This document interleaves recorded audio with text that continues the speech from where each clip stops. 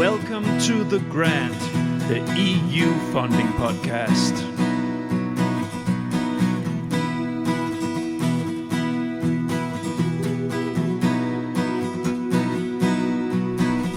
The Grant. My name is Niels Winter, and I am the creator, editor, and host of The Grant.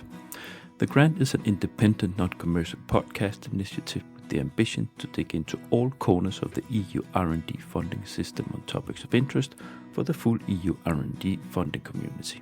Innovation clusters play an important role in the European innovation system as facilitators.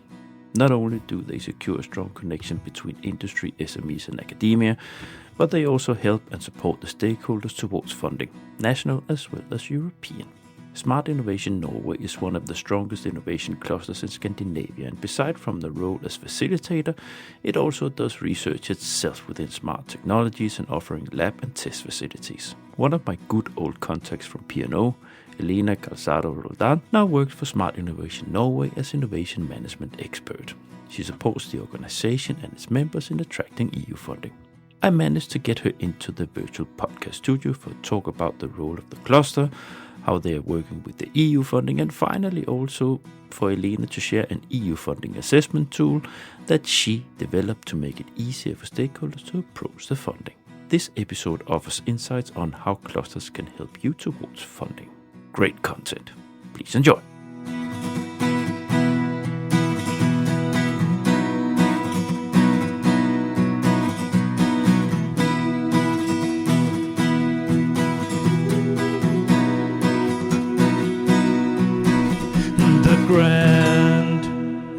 Welcome to The Grant, the EU funding podcast. I'm reaching my number 100 recording. It's just around the corner. This might actually be the one. I never really know because I have so many recordings in my belt, recording in beforehand. So as you can, especially regulars, can imagine. And it's nice that because I record so many episodes, I on a regular basis get people in my virtual podcast studio that are very good old contacts. And today is one of them. It's very, very kind old colleague from P&O. Elena, welcome. Thank you very much, Niels. This is your 100th program. And I may say that... And it might be. It might be. I don't know yet. But it's pretty much, it's closing in. So okay. I'm turning that corner. So this might be it. Elena, can you shortly present yourself? Yeah, sure. Thank you very much. So you invited me, and I may say that 100 times I would say yes to your invitation in this program. So thank you very much. Sure. Yeah, we know each other for the time we cooperated in P&O. But I am a senior international project manager now at the EU office in Smart Innovation Norway. And I play the role of EU advisor for the clusters we manage in Smart Innovation Norway. But a bit of my background, because I guess you invited me because of my background and my experience. I have a bachelor in chemistry from the University of Complutense University in Madrid. So I'm from Spain, working for Norwegian entity.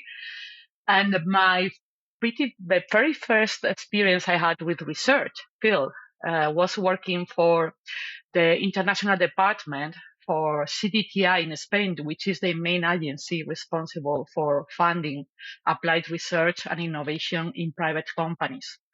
And there, It was my first touch with the framework program with Europe, with the Eureka network. And everything started there for me. My experience in research development, proposals, projects, funding, it started there. Later, I joined a non-profit institution to promote innovation and competitiveness in the Spanish maritime industry, working under the mandate of the Ministry of Industry. And there I coordinated two platforms, the Spanish Maritime Technology Platform and the Aquaculture and Fishing Technology Platform. So as you see, I always cooperate with a lot of entities, different typologies, public entities, research entities, companies, SMEs, always promoting their participation in national and European funding programs. And after that, I started my career as a consultant, working for different consultancies, very good consultancies in Spain and also international, as P&O, for example. My work was identifying, promoting, building both national and international R&D proposals in different sectors. So I work in the energy, in the transport, agri-food, health, environmental sector. So even religion, I made proposals related to religion. It's curious. No. Yeah, I did. Excellent. So in a nutshell, I have worked for more than 20 years as an R&D expert, funding expert, supporting international organizations, research centers, companies, SMEs, non-governmental organizations to get funding to promote their competitiveness, to deliver and promote innovation. Just to finalize this introduction, sorry for. Sure. I have been working as a trainer, also coach for entrepreneurs, an external evaluator for both here in Spain for the ministry and also for the European Commission and the Eureka network in the transport energy fields. I think this is the most crucial part, my experience. I have more things, but I will summarize this way.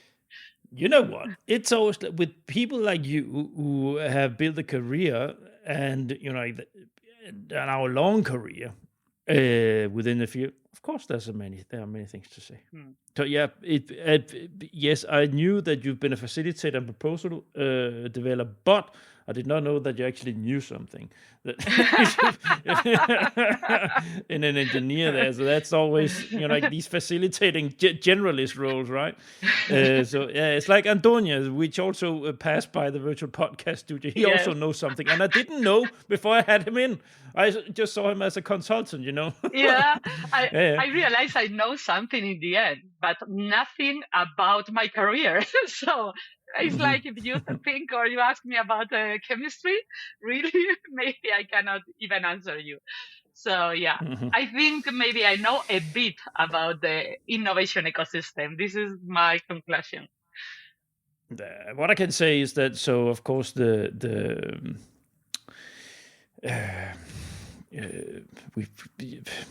work together, right? We've been colleagues in the same organization, and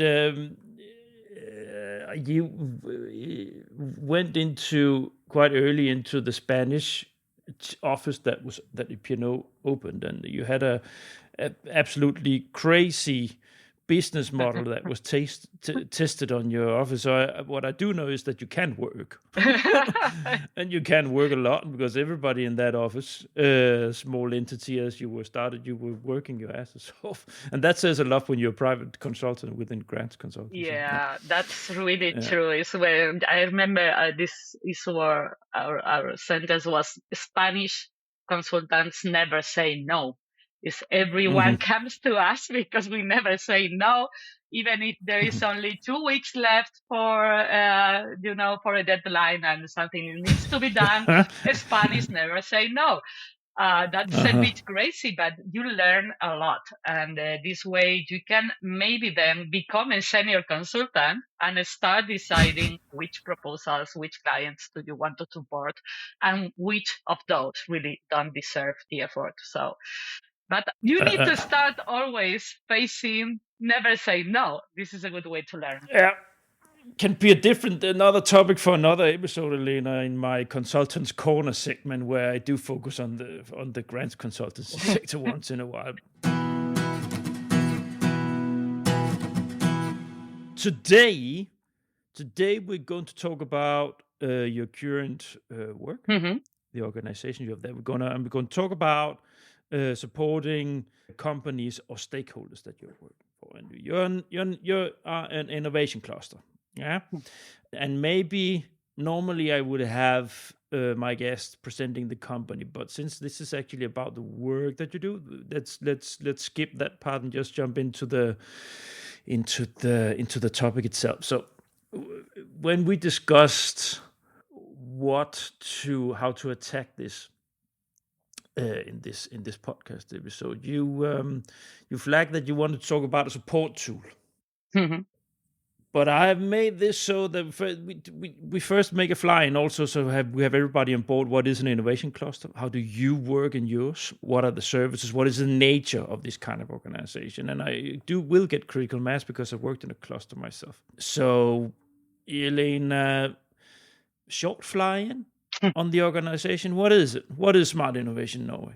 Okay, Smart Innovation Norway is a pretty young organization compared with others. We have only 20 years old, and we are a Nordic non-profit research organization focused on applied innovation. So we assist businesses and also the public sector with networks, capital, experience, expertise in energy transition, applied artificial intelligence, and climate initiatives. When I say Nordic, it's because, of course, in our name, you see a Smart Innovation Norway. But even we are very young and I would say small, we have branches already in Norway, Finland, and Denmark. We are more than 70 people now, but from different 17 nationalities. So we are a pretty international organization. This makes us quite international. And this is also, I would say, one of the key factors of our success, because we have an extensive contact network in Europe, in Africa, and in Asia. So I would say this is our main entrance when we talk about Europe. Is the people, of course, is always the first key factor, and having international researchers from such different nationalities helps a lot. You're a member-based organization, right? We are private research organization, and we are composed by different members, public institutions, private too. But we manage 3 different clusters. We are the managers. We promoted the creation of 3 Nordic clusters. Those clusters, I would say the oldest cluster is the Smart Energy Market cluster established in 2007. The second cluster is the cluster for applied AI established in 2019. And the last one is the decommissioning cluster established in 2022. And I can also say that now, previous year, we were asked to also start managing a new cluster focused on carbon capture in Norway. So it will be now 4 clusters that we will be managing. Are they transformed into Smart Innovation Norway, or do they still have sort of their own brand under the umbrella of Smart Innovation Norway? How does that? Yeah, they have their own brand under our umbrella. In some cases, we promoted those clusters. In other cases, for example, this for carbon capture, it was created by its members, so it's like an association, and they asked us, based on our experience, to support them managing, scaling up, improving the cluster management. So we have different cluster approaches, yes. And just because we will dig into these details, but as a principle, the organization is facilitating innovation within those sectors. Yes. For the stakeholders and members. Yes. And that doing that in many different ways, through EU funding, through public-private collaboration, different technology transfer measures, I guess. And you also, so I sort of dog a little, but you also do research yourself, engage yourself. Is that correct? Yeah. Yeah, it's like it reflects. We are a mirror somehow, or the clusters are a mirror also of our strategy. So of course we work in AI. We have a strong department in AI, and we also manage a cluster on AI. We have a strong research department in energy markets, in energy systems, and we manage an energy cluster. We have a very strong department with knowledge on circular economy, sustainability. That's why also the decommissioning cluster, the carbon capture has a lot of sense. So our research areas are quite aligned also with the clusters we manage and we promote. And regarding the services, just to mention some of those you already did, which kind of services these clusters, how can we support those clusters? For example, We wait a little bit with that. Okay. We wait a little bit with that. But it's because get a little bit structured into that in a second. Mhm. But what I want to say here is to listeners out there, clusters throughout Europe, the world, I guess, they have very different characteristics, innovation clusters, and the tools they use, the missions that they're on, and the way that they work. My knowledge of clusters from Denmark and throughout Europe, they would normally have a more facilitating role. They would be paper movers, as I call it. They would be people that support the sector in one way or the other. They would have network meetings. They would facilitate that the stakeholders enter into EU proposals, that they identify stuff like this. But this is something, it's much more active role where you step in yourself in the actual action of research development, one way or the other. But it's still the function, I guess, as a stakeholder support. So you just lift it up through your action.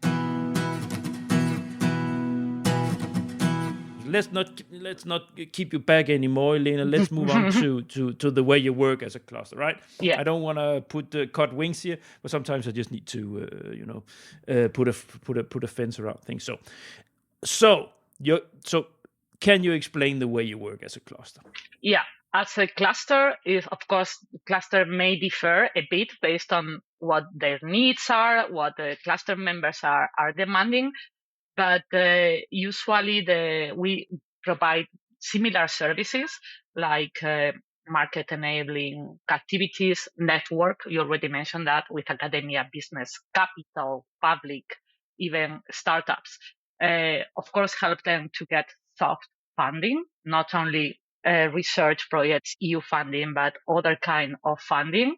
Because also in Smart Innovation Norway, we manage a fund, a private fund. So something I didn't introduce to you, but we cover the whole innovation pathway. So from ideas, from research to venture. What we call venture is like exploiting the results of the research. And in the middle, we have the clusters. We have what we call the communities, because we work not only with clusters, but also with the smart cities. So they are in the middle. We facilitate the innovation. We facilitate testing, adapting, integrating the innovation in real in this cluster. So they are somehow our demo sites. They are our where we can test the research, the applied research. So this is the innovation pathway. It has a lot of sense. We have a lot of very good research centers in Norway. We have the people able to take this innovation and use it. And we, of course, also need to support creation of companies, better jobs, and so on. In the middle, clusters, and we give them, support them to get funding, and we support them with visibility, positioning, networking.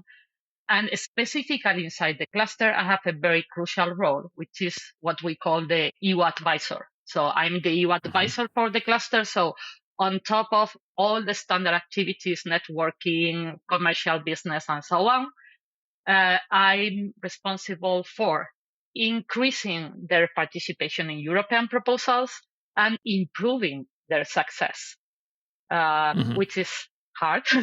It is not an easy challenge, but this is what we do. How do we do that? With competence building, providing information, making a specific and assessment, supporting them with doubts, helping to identify good opportunities, helping to make networking. And Get back to that. Yeah. Get back to that in a second. So I don't want to step too quickly away from the way you work as a cluster. So because it's a thing here for people to understand the kind of organization you work for, because it's not always easy to capture if you don't know the innovation cluster area. So you have focus areas, right? Yes. So sector-wise, you have specific areas. You mentioned them already. Can you mention them again? Yeah, artificial intelligence, energy markets and systems, so sustainable energy, we can call it, decommissioning, and carbon capture. These are the four main clusters, and we have also horizontal areas covering all of those. So artificial intelligence, of course, is also a technological area. We also have innovation in energy. We also have social innovation, which is crucial now. It's a trending topic. We need to ensure society is ready for the innovation, to use it, to accept it, or it has no sense at all. So the technologies that you're working with as a cluster, are they so do you work with energy generation, or do you work with technology, the ICT technology in energy generation? It depends on the cluster, but for example, applied artificial intelligence, of course, this cluster aims or pursues to apply artificial intelligence to any other sector, to any kind of sector. Regarding the energy transition, for example, of course, it's like it's also have embedded like ICT and business models, regulatory issues.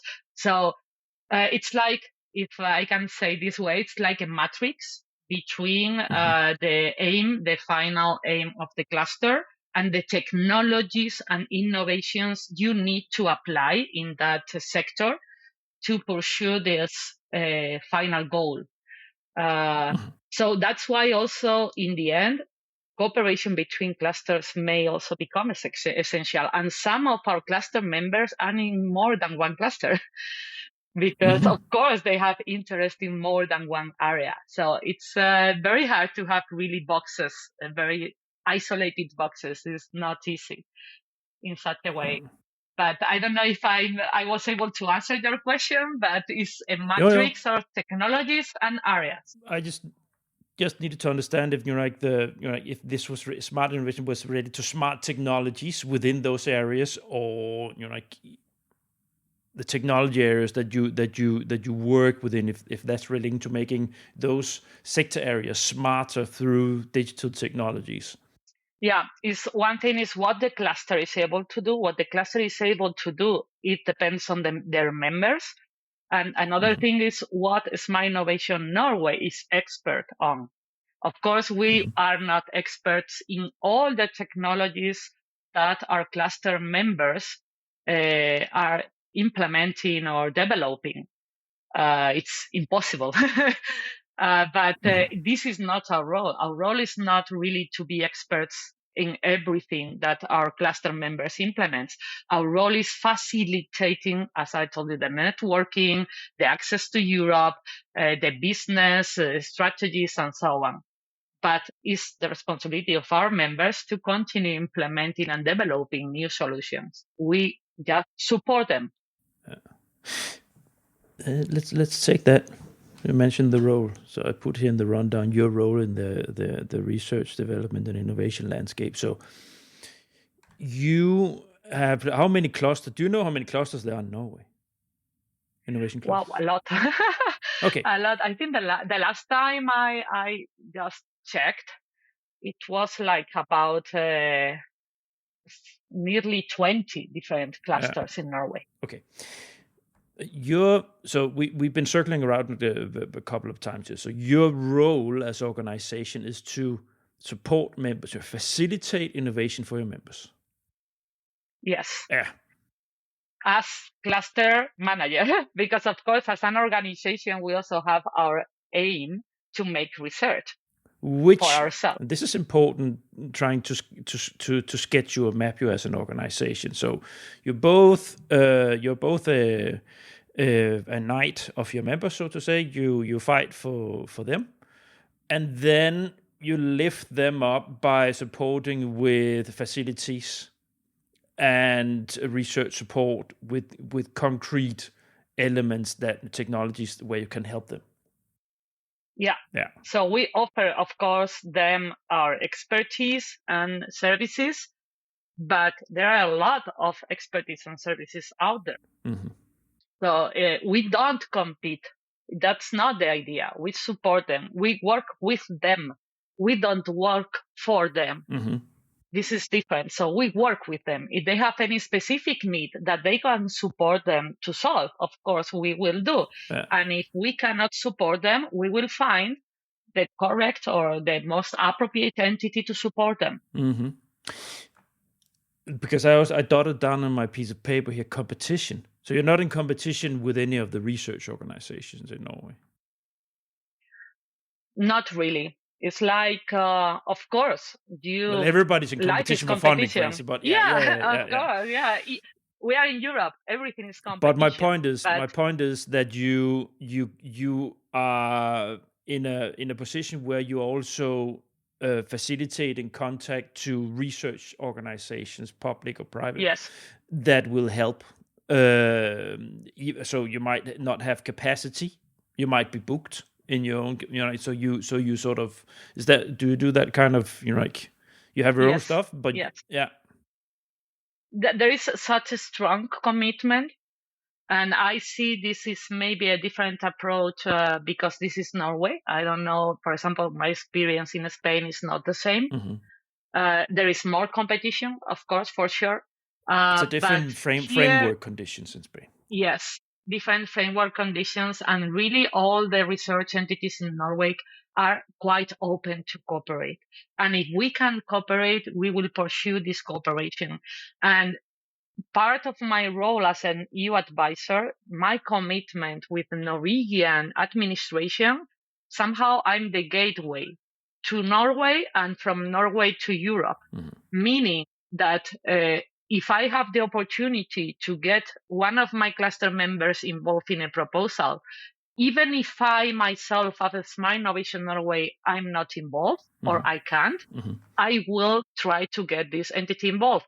And if I have an opportunity for a Norwegian entity and none of my members is able to take this opportunity, I will offer to other clusters, even if this is not my cluster. So there is a strong commitment regarding cooperation in Norway. Yeah. Without this being too long, can you share a little bit, because we have a specific section on the EU R&D funding part here, but as an innovation cluster, what sort of other function and service, if you just leave out the EU R&D part for a sec, because we'll get back to that and dig into that, but what do they get for their money, so to say? Yeah, so you are asking me about the EU funding. Why is this crucial, or which kind of support we provide them to get this EU funding? As a cluster, we leave the EU funding aside for a second because we will get to that. That's the key element of this podcast, right? But just for people to get an idea of what kind of other services you offer as a cluster for your members. Competence building, networking. So we promote their participation. So I gather opportunities from all around Europe from my own network and offer those opportunities to my cluster members because they don't have such a network. They are not working daily with proposals people, Europe. So this is, as I told you, we are the gateway. We are the main entrance. We are the main contact. If they need some partner to work with in Europe, they ask us to provide this kind of support to identify. If they have an idea of a project and they need to identify a good topic to apply for, they ask. Or if they have been invited to something, some proposal or topic, and they don't understand, they need support, we support them. Even in some cases, they ask us maybe to review, or do you think this is good enough? It depends on the specific cluster member, on the specific need, but we try to go as far as possible to make their participation a success. And where we cannot reach, or if they ask or demand a lot and we cannot provide, we also get the support from Innovation Norway and also the support from the Research Council of Norway. Fortunately, the Nordic or Norwegian entities have a lot of opportunities and support from their national government, meaning they will always have someone supporting them. So we are the first level. We can say that the cluster managers, the EU advisors, we are the first level in direct contact with the cluster members. But we have another second level, which is Innovation Norway, and we have a third level, which is the Research Council of Norway. Each of those levels offer different services and is able to go further, and in some cases even provide specific funding to support the applications. For example, Research Council of Norway provides the companies with funding if they lead a work package or they coordinate a proposal. If they pass the threshold in the evaluation, they will receive additional funding to cover their effort. That's why P&O loved Norway so much.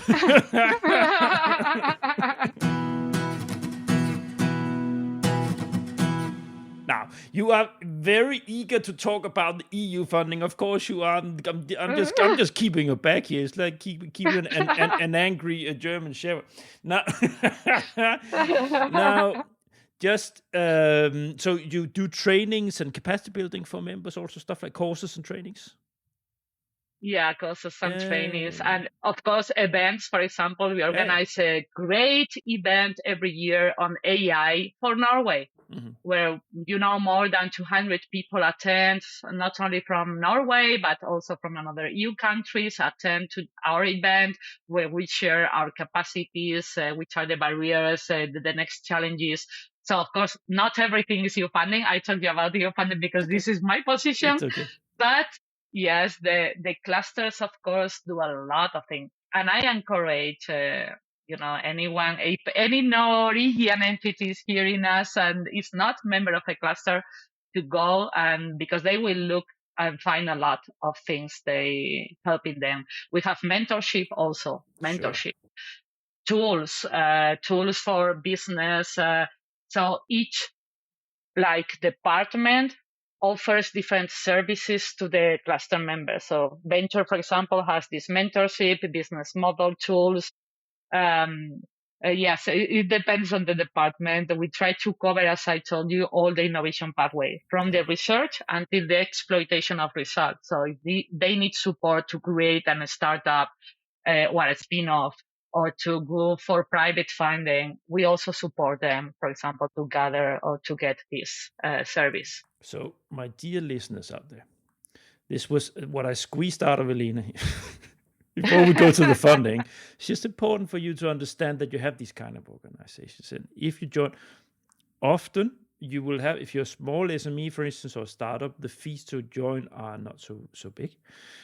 And there's a lot of help to get there. Just to say, and just to flash a little bit the kind of organization, what they can do for you. Now we're going to bridge into the EU funding by talking a little bit. So you have a strategy as an organization. Part of that organized strategy, that's what you just folded out for us. But part of that, to support you with that's the EU funding part, because it's external funding for a technology area for your members. So Norway is a very well-off country. There's a lot of support measures in Norway. You just get them.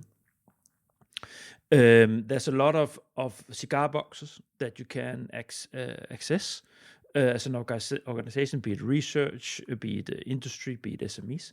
There's a lot of support to lift organizations up and take them further. But also, so this is where you are. You also tap into these to this framework of support measures for your members. Part of that is the external funding from Europe. Now we're going to talk about the EU funding. So you have said it a couple of times, but say, how do you work? Do you have so the strategy that you have as an organization, where is the EU R&D funding strategy fitting into that? How do you work with it? Yeah, specifically for my cluster members, when I started in this position, I try to improve the way we work with cluster members. And I propose a methodology which is like matching a top-down approach and a bottom-up approach. The top-down approach, of course, is the EU programs, the topics, the demands coming from the Commission based on the European research needs, where they are asking for the best players to solve something or provide something. And the bottom-up approach is the specific strategy from the entity, so which is your strategy to improve your services, your products, which are the ideas you have, and what can we do with those ideas.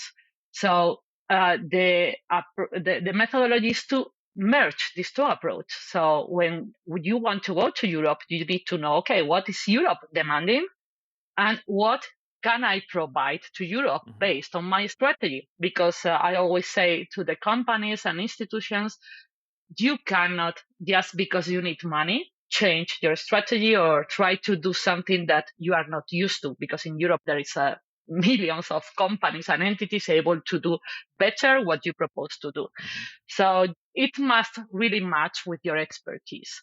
So for trying to make this new methodology, this top-down and bottom-up approach, is where maybe, and we will discuss about it later, but when an idea came to my mind regarding how can I identify the main barriers that my cluster members have to participate in EU programs. I can guess, and I maybe know those barriers by experience, but when you are a cluster manager, you need to provide services to all your members. What's the problem? I created, a training, and the training is not as interesting for all your members. And what do you want to provide to your members? What do they need? So usually you make or you give coffee for all. And this is problematic because maybe it's not really useful for your cluster members. So the idea is to really know where they are, what they need, which are the gaps, and try to support the companies to overcome those gaps. Okay, I want to merge these two bullets. It's fine. We'll talk about tool now, but before you share with us how you developed this EU Readiness assessment tool that you have developed, share with me and the listeners, how did the cluster? What was the status? How were the EU funding? How were they working with it when you came? Where was were they struggling to get, or what was the status when you came in? Yeah, the status is like usually between your cluster members, you have organizations that are very used to work with EU funding. Of course, research centers, universities, they usually do, but maybe not in the proper way. We have big companies that usually are invited to participate also in proposals, but their success rate maybe is not always or fluctuates a lot. You know, you are very successful one year, the next year you don't get any funding. So when you talk to them, there was different feelings regarding EU programs. Yeah. But the general feeling is, okay, this is a lot of effort. And we don't really succeed in order to really continue pushing so hard. And we have a lot of SMEs in the cluster. And this is really the hardest challenge because SMEs had not the resources to get involved in EU funding, but maybe they are those that need the support the most. Yeah. And they are not used to, they don't have the knowledge, they don't have the experience, but EU is constantly demanding more SMEs getting involved in proposals. So we have a specific mandate from the Norwegian administration to improve the participation of SMEs. But it's really hard, I may say. We haven't solved this.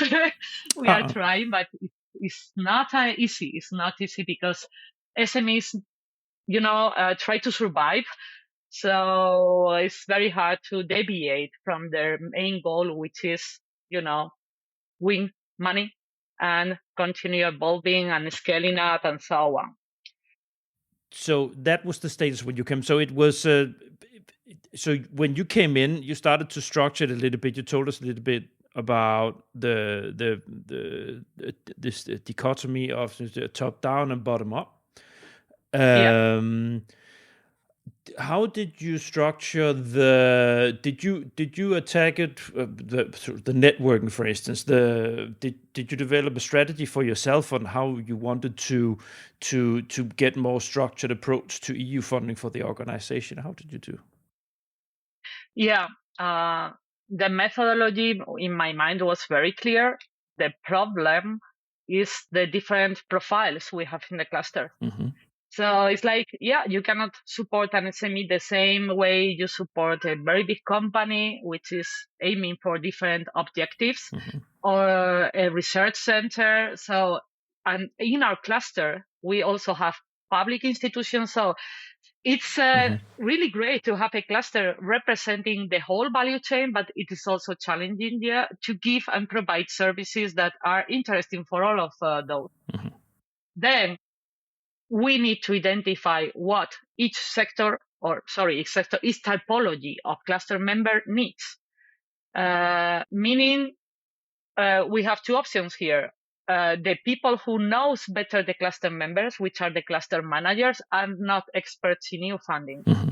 They know the companies, know what they are doing, what are their needs, but cannot apply this knowledge from the years they have been working together on EU because they don't know how EU funding works. Mm-hmm. And in my side, I have a lot of experience on EU projects and so on, but I was new when I started this position in the cluster, and I lacked the knowledge from the cluster members. Yeah. So I needed somehow to understand, okay, who are you as cluster member? Which are your problems? Which are your goals? What are you facing? What do you want really here? Mm-hmm. Why do you want to go to Europe? What do you expect? If I was able to gather this information, it was easier for me to create somehow a roadmap, personalized roadmap for each cluster members to reach their goals. Mm-hmm. And this is what we are doing now, trying to understand their needs, their expectations regarding Europe. Because if you ask, of course, everybody wants money from Europe. Who don't? Everybody wants money. And this is a hard work, I may say, because even the organizations change a lot. What you told me 3 months ago may be not valid anymore in the next 3 months. They change a lot their strategy. Some project that was crucial past year is not crucial now. So constant communication with the cluster members and trying to be proactive at the same time as reactive. If they need something, they come to us. They know we are here. Mm-hmm. But sometimes you need also to be proactive. And this is my approach, my methodology is, okay, don't wait for them to come to me. Yeah. Let's try to offer them opportunities. You did correct. But I tried. you did it the right way. It's not so I'm some sort of referee, but I've been doing the same kind of job in a cluster like in the same sort of setup, right? So it's vital in a group of stakeholders connected to your organization, be it members, whatever they are. It's vital to understand who they are. So it's vital to meet them. Like one way or the other, to understand their pain, to understand where they want to go. But it's also important to know them start to know them so well, so you can see for them what would be good for them. See for them what roads they can take. So you lift them up, you take them a notch further. And then the art lies in being able to convey, to take them on that path without them being scared. Yeah? So you show them what's possible, and then you clear the path a little bit. You don't do everything for them because that's not the role. But you take them on the way, and you make everything that seems scary or absolutely crazy, you make it less crazy because it is crazy, right? You make the path seem like something that's possible to do, even if you're an SME with 30 people on the production floor. Whatever you do, you make sensors, you make you sort plastic, whatever. You take that development manager and say, this is this is what you do, and then you explain the setting. Don't be scared of this 20 partner consortium. I'm going to be there. Ask me questions. Don't ask the coordinators. Ask me, and I will talk to coordinator. I will lift this in so you feel comfortable in this place. Yeah, and you raised a very crucial issue there. It's like we are not only cluster managers, EU advisors. It's like we track our cluster members in our projects. Yeah. Then they work with us. As you said, we are there with them. We convince them maybe to participate with us, but we protect them, support them, and we are there in the project as a partner with them. Mm-hmm. So they learn with us, they are supported by us, but when you work together, it's different than when I work for you and disappear. It's like we are there together. Mm-hmm. So if I invest here and you invest here, it's really nice. And I put you an example. We supported an SME, Norwegian SME, in a very big project, a 20 million project. So you can imagine how hard it was for them. And after 3 months work, we withdraw the proposal. Mm-hmm. And it was really hard for them, for us. We invested a lot, but it was really nice in the end. They realized, okay, it has been really good. We have met very good partners. We have met excellent, even commercial contacts we have gathered through this experience. Yes, we invested a lot, but it was not for nothing. So even when you do not succeed or you withdraw a proposal, you can learn a lot, and it's a good practice. So yeah, there's also there's a lot in giving a realistic picture of what they can expect. Yeah, leveling expectations. And leveling expectations, and the last thing you said, make them realize that a failed proposal is not a failed action. A failed proposal is a door into something else. It can be a door into a collaboration, bilateral collaboration. It can be a door into another proposal. There can be many doors, but it's never wasted. And you need to tell them that, because they think so if they've tried first time and they go through a horrible process, withdrawal, but even just like a horrible proposal process and not getting the funding, and say we're never going to do this again. Someone needs to, a person like you, will be able to be the devil's advocate in that scenario and say, look, no. Who did we talk to here? Let's zoom out a little bit. What organization did we communicate with? How would you possibly have gotten into connection with these people if you had to reach out yourself and call the main reception line to that company? Never.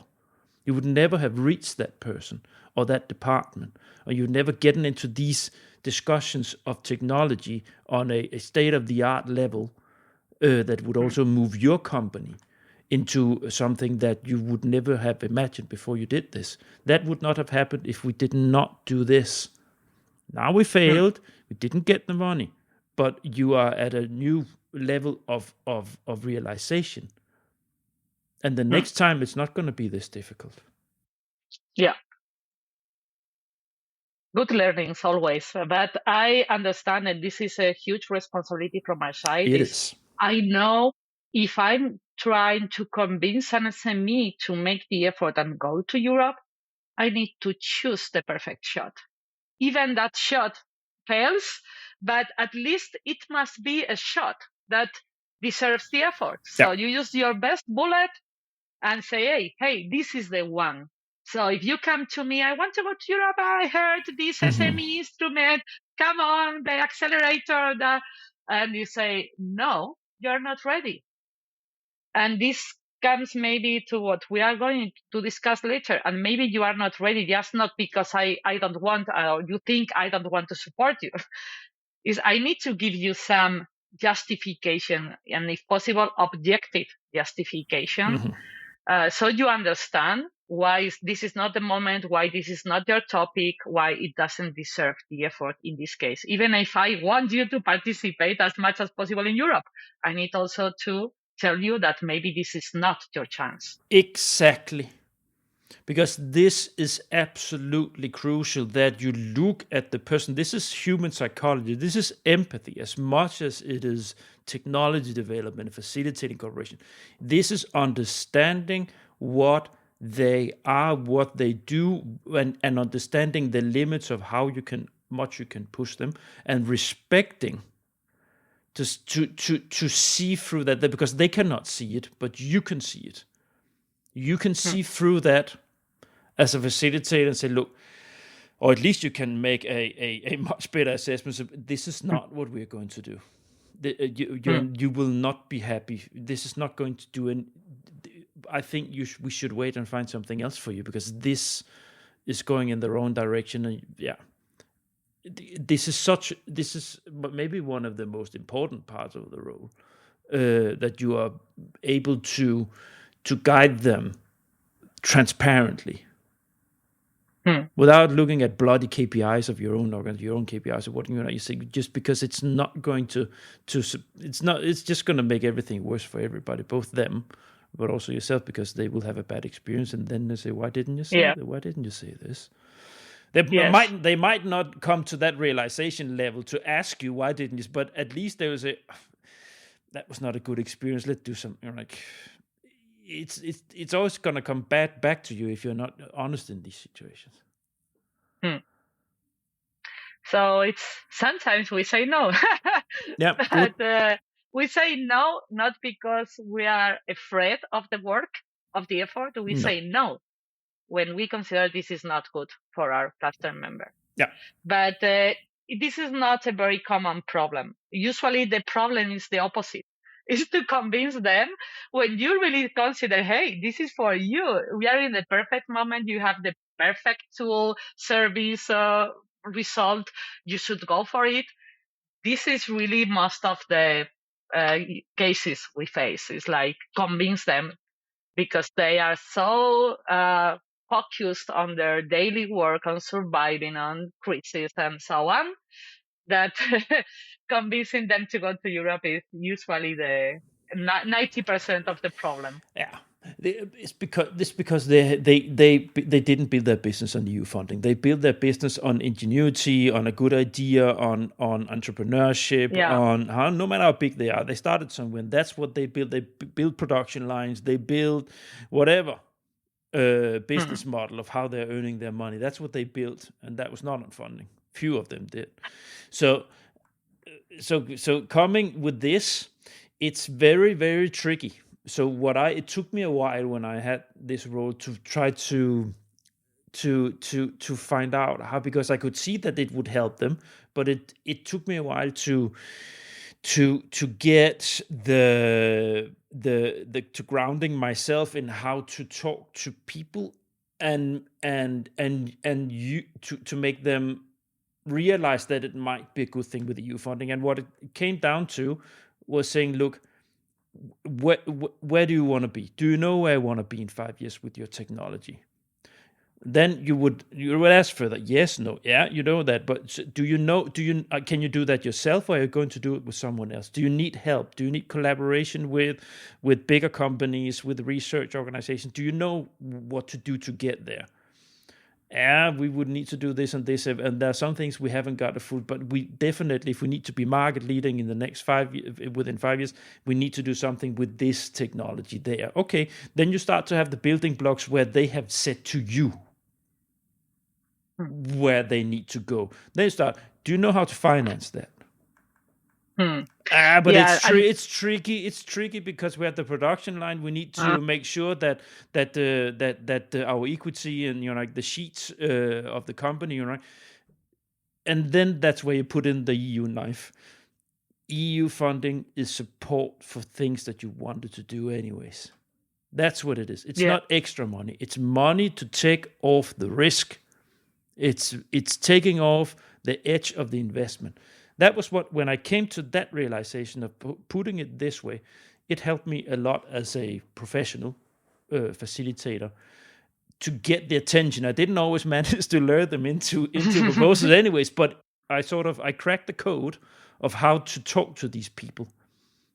Because at the same time they felt they were being understood and seen as professionals within their field. You speak their language, so to say, when you sort of ask these kind of questions, even though I'm not. But in Norway, you have an additional barrier. It's like the Norwegian research funding programs are really good. Yeah.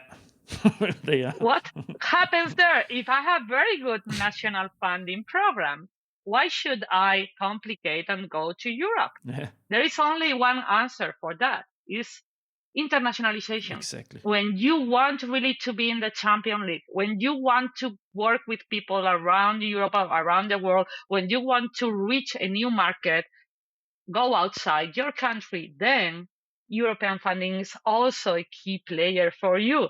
Because I have discussed with some cluster members and they told me, research council is giving me a lot of money. It's really great. It's faster than the commission, less risky. Innovation Norway supporting me with this investor. So why should I go outside and ask for something that it's better here? That is the reason why Spanish people is so good in European proposals. Exactly. Because we don't have such a good programs and funding opportunities in Spain. They don't work as good. Right. So we are good asking for money to Europe. Again, so now we're talking framework conditions, right? But yes, you have very few countries in Europe with the framework conditions that you have in Norway. Denmark has not as much money in Norway, but we do have the same kind of support measures. Sweden probably also, Finland probably. Dutch have them. I've seen Germany has started a little bit supporting proposal writing, but then that's thinning out. I think maybe also seen France, but it's sort of limited because the rest is a lot of money you need for these kind of things, and you can only do it if you have like enough. If you manage to build a rich society. So for the rest of Europe, which is the majority, it's complex to get national funding, and it's not. Italy, we know from Chowtech, right? From our time, Spain, Portugal, probably, most probably the same. Go to Greece, same, and then we're talking Eastern Europe. Yeah, former communist countries that stepped into a liberal discourse to get rid of state funding, right? So they have whole systems that they are fighting for, non-state governmental intervention, right? So the government structure is like this: you cannot get funding for anything. So they probably can, some of them now, but it's just that simple. You don't have this the thing that you have in Norway. It's extraordinary in a European context. Yeah. So necessity is a good factor to go and look for what you need. So this is crucial.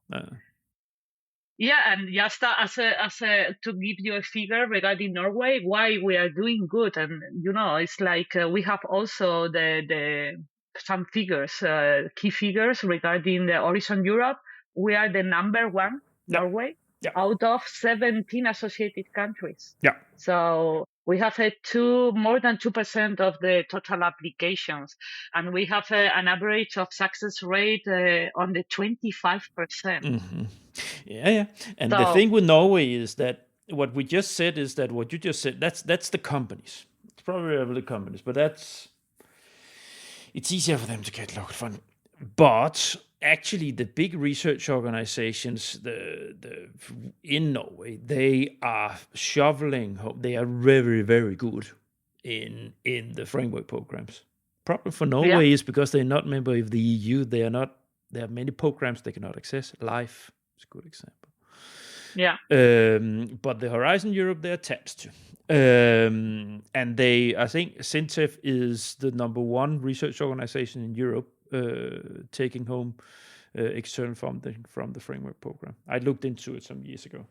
I don't know if it still is, but it's just to give an example of that Norway is a very strong country. And one of the reasons for this is because the government, through the Research Council, Norway, they have for years, decades, they have focused on making sure that they are strong in Europe by support measures like this. Like this was also why P&O was engaged as because the P&O was and is, I don't know if it's the largest anymore. Schaberl is actually biting them in the knees, but at that time the biggest grants consultancy company was having a framework agreement with the Research Council to support with reviews. They could get reviews paid from the council, from professional consultants, stuff like this.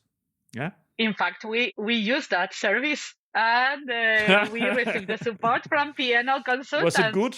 To review. Are they still going to do job, or are they? Should I answer that without a lawyer? But it doesn't matter. We don't work for them anymore. No, but it always depends. It's not the company, it's the people. So it depends on the consultant. That's the correct and very wise answer to keep people happy out there. Also, if you listen from P&O. No. Elena, we are very naturally. Let's just move into the tool that you developed, because it's I've been holding. Now I'm not holding you back anymore. Just in the beginning. Don't promise. No. If you don't commit, don't promise. Elena, the last section of the recording here, we're going to talk about the tool. So share with me and the listeners, because this is part of the strategy you made. So let's hear. Yes, I would say this is my little baby. This is my creation, because when you work as an innovation consultant, you always dream with creating or making innovation yourself. Mm-hmm. But when you support others, you never have time to really innovate and be creative. And I decided, to jump into this. Why? Because of course, EU funding can accelerate your innovation cycle, open new opportunities. But successful project proposals and execution require really specific expertise. And the EU funding is a long-term race. So as I told you, when I want to know my cluster members, I need really to know what they expect, which are their gaps. And because only committed entities with strategy, knowledge, resources, we have the chance to return the investment made in proposals. Mm-hmm. So I decided to start thinking about which are the main factors influencing, the success when going to Europe. And I decided maybe there are three factors. First one, the knowledge. How much do I know about these EU funding programs, opportunities, even writing proposals and this kind of thing? The second factor is the capacity. Maybe I know a lot, but hey, I'm the only one in the organization. I don't have time. Even my organization don't want to invest. So resources, capacity is something crucial, but also the willingness. As I told you, sometimes SMEs doesn't want really to participate because they have no resources.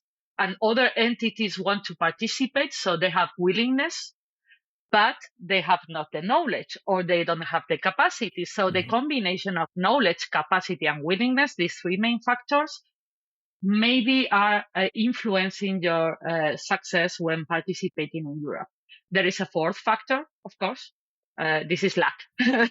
But as I cannot influence this factor, I just try to delete this from my formula. Mm-hmm. So I said, okay, I have three factors, and I need to understand each company, depending on if you are a research center, an SME, a big company, it doesn't matter, how to measure in a quite objective way which are those factors in your company.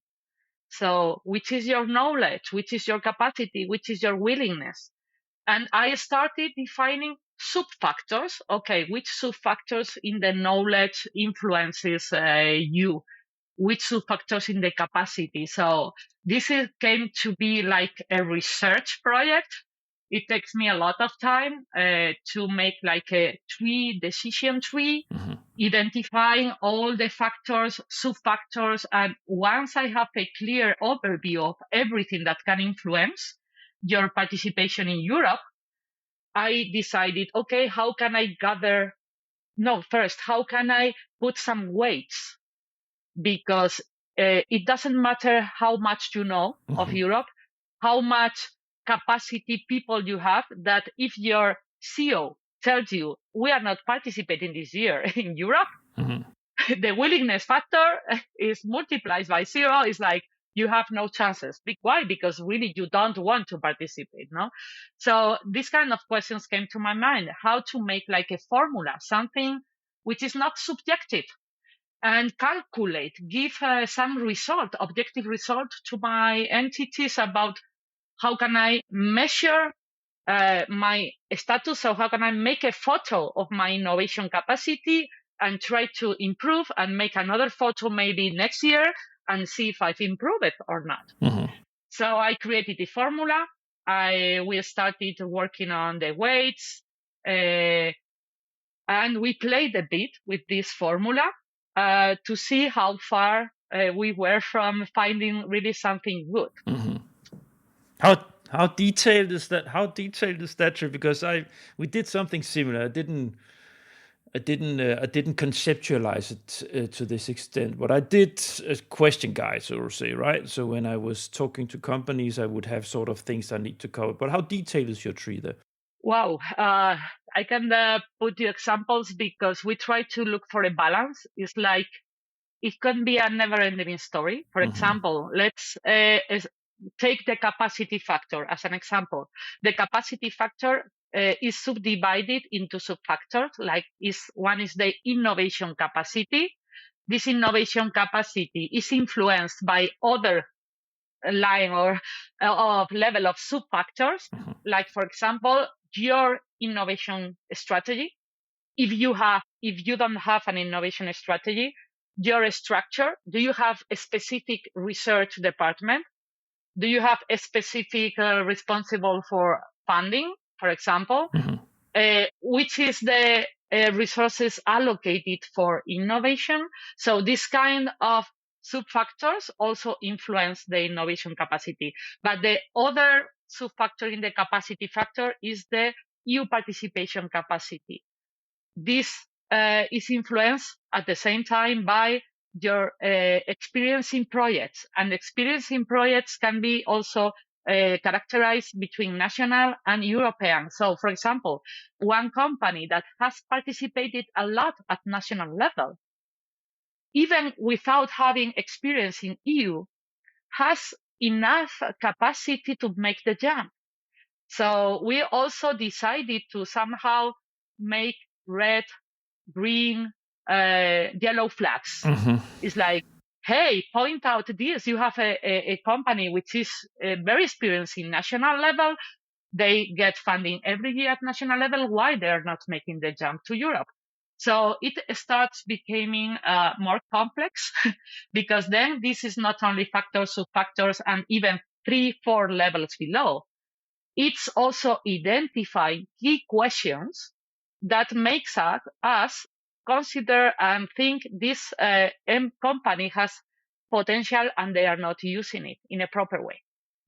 So we created this formula based on all of this and also additional flags to point out specific issues that will help us later to support those companies or entities on a specific issues we consider that were easier to solve.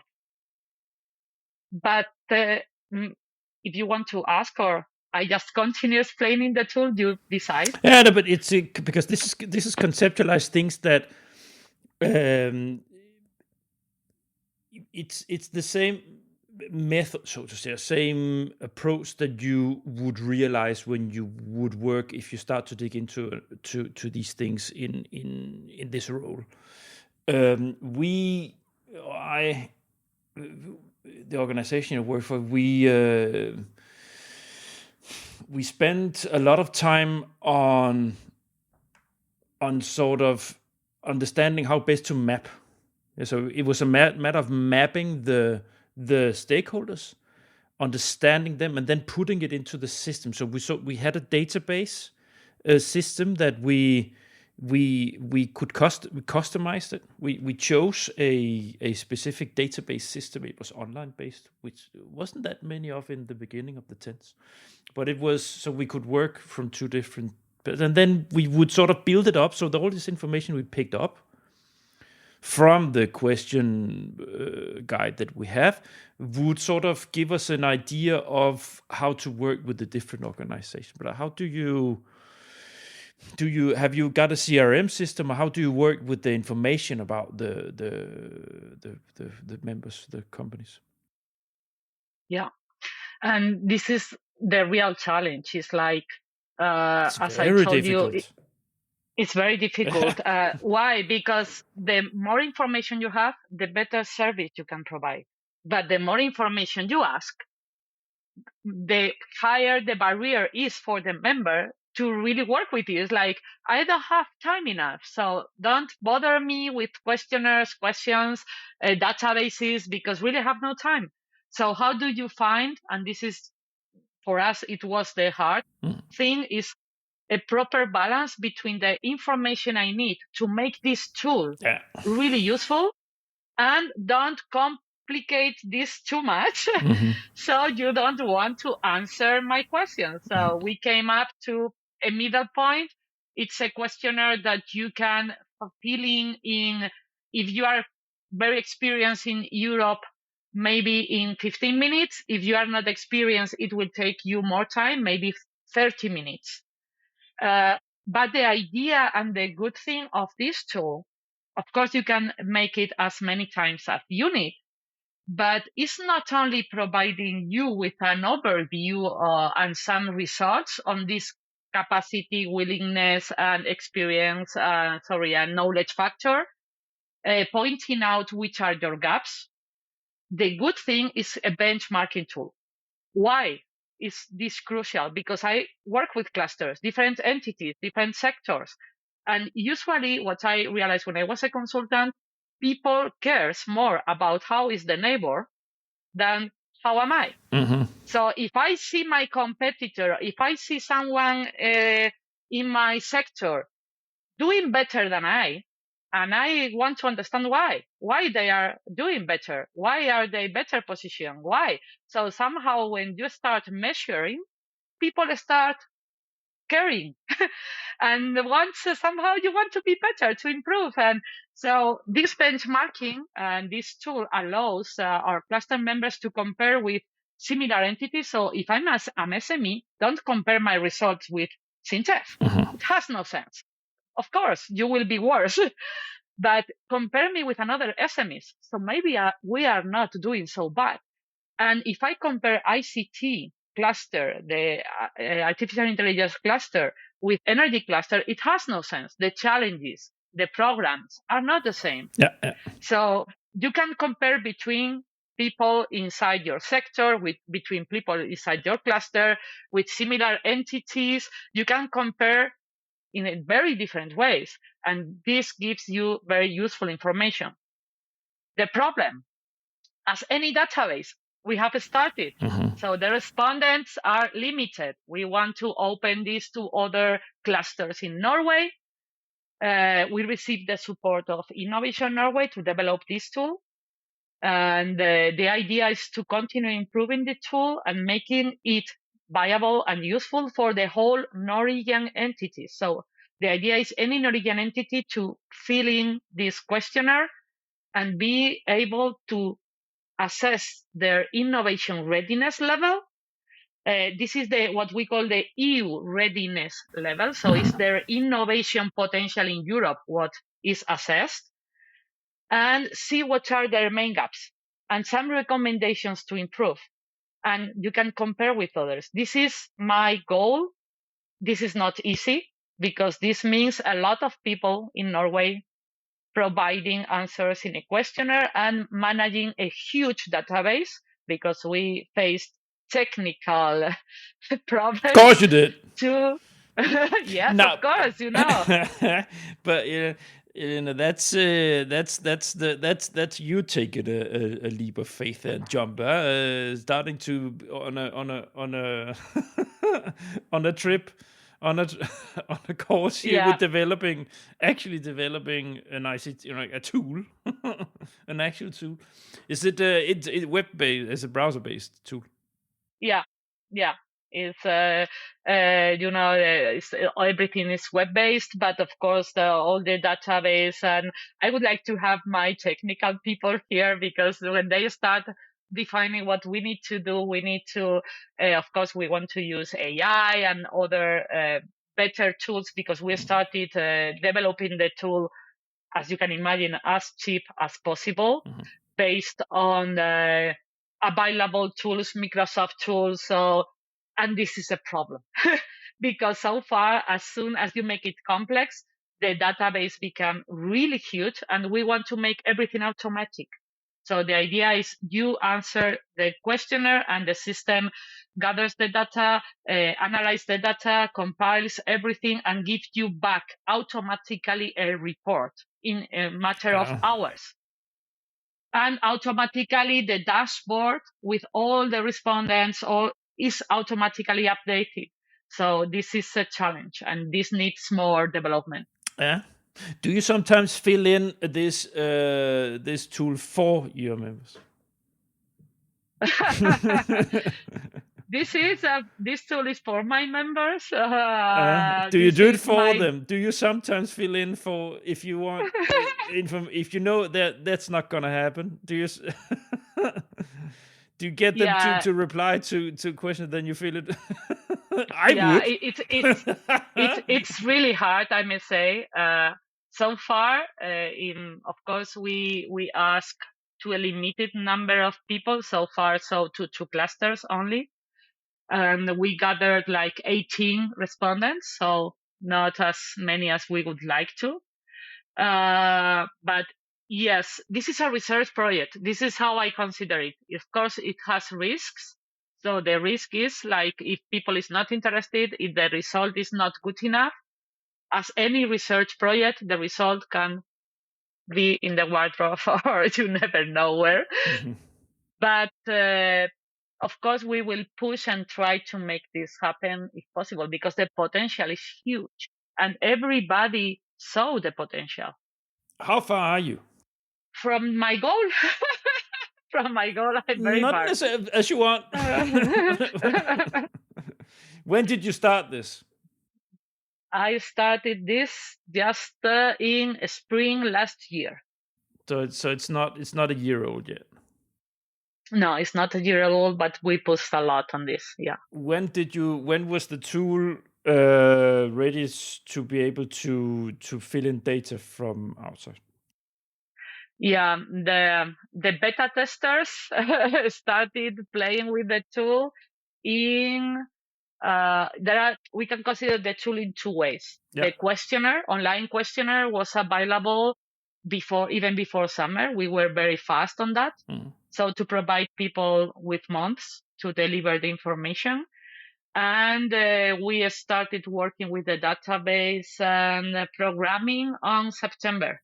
Okay, and so the more complex side of the system where it would be giving feedback, that came later. Yeah. So in the beginning it was basically an online questionnaire, which is of course quick to make, to gather data. to get the data, but making the questionnaire was also complex. Imagine how to create a questionnaire if you have in mind your goal is to make it automatic. So it is multi-choice. It is not like you can answer anything. If I want to measure in an automatic way, defining the questions, defining the answers, the methodology to make multi-choice sometimes, how to measure, how to apply and put a figure for each answer. So this was the research part, the hard part, and make it balanced. So for example, we test it with ourselves and we see if the result really matches our situation, our status. This was the initial part. And once we were happy with the questionnaire questions, the results, then we started working on the database, managing the data, integrating and making everything automatic to a report. And we have now our first version, we would say, that is able to cover 2 clusters. But the next level is we are looking for additional funding to increase the number of clusters, people that can use this in Europe, and also improve the methodology of data analytics and so on. Sure. The result, so these reports, are they supposed to, what are they doing? Do they give them guidance to what kind of funding schemes they're supposed to go to? Do they give them guidance on what actions to take in the company, or what kind of guidance do these reports give? Yeah, it's supposed to be a mixed report. It partially is automatic, so based on your result, you will receive some recommendations. Also, based on the red flags, green flags, which I told you, we point out a specific good or bad situations we find out. But there is, here it comes the EU advisor and the cluster manager. It's like when we receive the report from the tool, first is the cluster manager and the EU advisor. These are the first one receiving those. We check the report and we add our personal assessment based on what we know from the company and what the tool is providing. And this is a step that is crucial because, of course, the tool, as you said, can tell me, hey, we identified this gap. I recommend you to make more capacity building, or you don't know. But the real thing is what you are asking is like, is the tool able to tell me go to this program? Of course not, because I need to understand which is your idea, which are your needs. And this is what persons do, not tools. So this is a mix between tool and personal assessment. Sort of a leading question, right? because naturally, if there's not, if they just receive a report and nothing happens, imagine when the system gets bigger, right? Of course, it is human interaction, so it's a help for you as well as for them. So to sort of lift up the facilitation to a different level to start with, yeah. Because you still need you, still need someone to take away the scary part, what we talked about earlier, right? You still need the empathy, you still need the looking in the eyes, walking around on the production floor, understanding what they are and where they are, what they can do, and matched up against what the report says. So to give the proper approach and support. Yes. Of course, you support them, you sit with them and say, hey, let's make an action plan. This is what the report says. Is that correct or not? Of course, maybe this is not correct because, of course, the formula maybe needs some fine tuning. We can do that. That's not a problem. Or because you didn't answer properly. It may happen. Maybe the person answering is not the better one. This is another challenge. It's like, do you think that the financial manager will answer the report or the questionnaire the same as a researcher? Of course not. But this is also something to learn from the managers, from the top managers. It's like, for example, I did in Smart Innovation Norway. I asked the CEO, I asked the financial manager, the research manager, and some section heads to answer the same questionnaire. And it's quite interesting also to see which are their answers. How much do they know about research in their company? How much do they know also about our goals or our objectives? Because the questionnaire asks a lot of things. So maybe you are not an EU expert, but you should know if you have a research department inside your company. And you can get very surprised when you see some answers from different people in the same company. Of course. So this is also an interesting tool for managers to check how good informed are their people, their different departments on their research strategies. Elena, we are moving towards the end, but is this an accessible tool? Is it in Norwegian or is it in English? It's something that you can see if you're not a Norwegian organization. It's in English. It's in English, and as it is based on Microsoft. The instructions and it guides you in your language, but it is in English, which is normal because we are talking about EU funding. So it's supposed that the person who answers at least know English. Is it just for members? Do you need a code or something like this to enter this, or can you access it? Open. You can access and you can answer. You can do that. A different thing is if you are not a cluster member or you are not from Norway, maybe you will not receive the report unless you write us, maybe demanding, hey, I would like to take the report and so on. I'm this company. This is something we have been discussing. It's like, I don't know if we are still ready to open this. Well, this is actually quite an important question because it's, of course, my listeners would be interested to go in and see the tool. Some would even fill it in, but you might not be, because that's not the motivation to making the tool. The tool for you is made to understand your stakeholders better and to make your work as a professional more efficient. If you suddenly if you dirty up the database with all kind of information from organizations from abroad.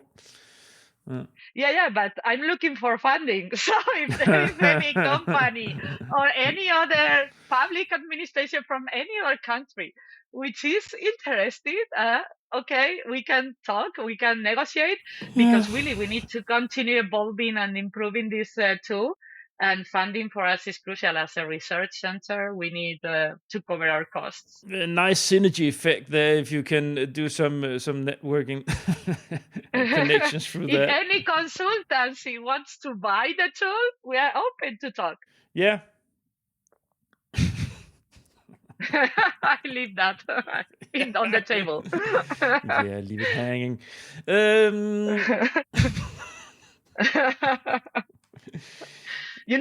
You see, we are quite open to cooperate always in Norway. Sure. Quite open. Elena, before we talk about the toughest challenge, did you become a better professional in this position than as a grants consultant? Oh, better professional. Oh, I think I become a better professional every day because experience is the best you can learn, working in this kind of positions. You always learn. I learn a lot working with my boss, which in fact is also Spanish, leading research in Norway. And of course, I learned a lot from Norway. But it's curious, I think my question, as a grants consultant, profit is a driver. And it was a huge driver in your team. Yeah. Doesn't take away the good consultant manages to profit as a driver, but you still deliver super work for your clients. Yeah. And it's not always profit driver for the individual consultant, because there's so many other elements of professionalism in that. But the role you have now, the profit element is taken out. So do you feel like you meet the organizations, the stakeholders, the companies, your members, do you meet them in a different way than you would have done before? Yeah. Yes. If now I understand your question. No, of course. I always give 150% of myself preparing proposals. Always. It doesn't matter if I'm in a consultancy, in a research center, or working for the public institutions. Always, this is me as a professional working. But it's not the same when you have a strategy. I'm part of an organization with a strategy, so I can invest in the long-term race. I can make something now, expecting for having results or receiving something in return for the next years. As a consultant, you don't have this long-term view. As a consultant, you think in the next 3 months, the next deadline, and that's all. And jump to another company, another client. You try to have a long-term relationship with them, but it's not the same working for someone than working with someone. Exactly. It's not the same. No. And I am happier now. As I am happier, I work happier. I must say that when someone is happy, I think it works. That person works better. I think so. So I agree. it doesn't mean I didn't work good, but it's easier to provide better when you are happy. Yeah. No, it's always good to dig a little bit into the heart, but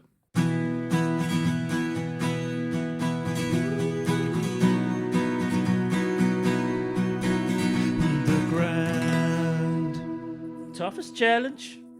What's been the toughest challenge doing this support? Oh, this is funny. My toughest challenge here in Norway. We are very expensive. This is my toughest. We are very expensive. Yeah. So really, we are expensive, and that's a problem. Yeah. And my boss doesn't like me to tell that. No, we are not expensive. It's like we are maybe not as cheap as others, but that's true. When you want to get involved in European proposals, when the budget in the topic is very limited, very, very limited, maybe not enough to provide what the Commission is asking, the coordinators need really to take care of which is the price, the PM rate of the partners. Yeah. And Nordic countries are more expensive. Yeah. So they don't like usually to have Nordic partners on board. So even we are good partners, we implement a lot of things, we provide added value, it's always a fight when we come to budget. And it's like, I have partners doing the same with half the price. Yes, but Europe is demanding also some balance. On geographical, and you need to have diversity on your project. This is good for you. So it's very hard in that case, because I fully understand. I have been a coordinator managing a budget of 5 million with 25, 30 partners is crazy. But I'm in the other side. So I'm now in Norway, and we have higher cost. Even indirect costs from Europe is not covering all our indirect costs. Yeah. So for us, it's very hard. We cannot make it cheaper. It's not a possibility for us. And this is quite a challenge. So how to overcome this barrier? Being an excellent partner is, if people knows that working with you deserves, that you provide, that you are proactive, that really you make the proposal better, that you work and you are a very good partner, providing always in time, don't giving any problem, being proactive, they come back to you, even you are Norwegian. Yeah. And this is how it works. Yeah. So for us, networking is crucial. One of the learnings when I was a consultant that I apply a lot here now in this position, and I tell this to my cluster members. It's like networking. To know the correct people to travel with is crucial. And of course, maintain those contacts, work with them, get in touch with them every 3 months, discuss how can we work together. Maintain this, of course, is you need to make some time investment, but it's worthy in the end. I have a list of core partners that I would go to any proposal with them for sure. And I know if I invite them, they will go with me always. And this is really good, very good thing. This is not easy to find in Europe. And this is the way to make good proposals and also later implementing those. Don't forget that if you win the money, you need to implement the action. And people sometimes forget about that. Yeah, that's the thing. Exactly, some people forget that. But I'm happy you mentioned the networking here in the end, because we actually didn't touch about it. It's actually quite important when you've been building up your strategy, building on your existing network and so on, and how to get that, like taking the best out of that in the new role that you have there. Yeah. Elena, we have to end the conversation here, but I can promise you it's not the last time that you're invited into the grant. So it's been very, very nice. I'm just going to land the plane before we're going to say goodbye to the listeners. So, dear listeners, I hope you enjoyed this a lot as much as I did. If you like what you hear, go into my website, go to thegrant.eu, and there you'll find the back catalogue of almost 100 episodes. I have tried to make the website as a boutique, as a shop. You go in, you have some buttons there, Horizon Europe, you have coordinators. I have the different funding schemes, I have consultants, I have the research sector and so on, for buttons where you find the episodes covering areas that is of specific interest for you. While you're in there, go and subscribe to my email list. That's currency in the podcast world, and I am still a startup podcast, even though I have 100 episodes under my belt. So please, by all means.